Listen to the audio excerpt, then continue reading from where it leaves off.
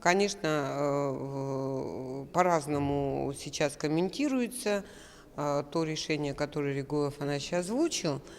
Но то, что однозначно автовокзал будет переноситься, это решение принято.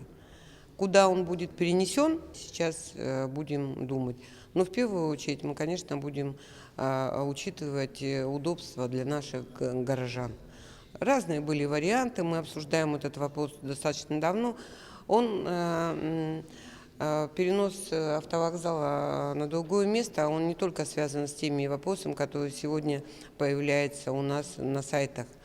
Он и связан с тем, что сегодня нет удобной стоянки автобусов и есть определенные риски, связанные с перекрестками, на котором стоит вот именно размещен на этой территории автовокзал. Поэтому здесь вот есть вопросы. Мы раньше разные решения предлагали, но наша автоинспекция считает, что решение поставить светофор либо найти какое-то иное решение нет.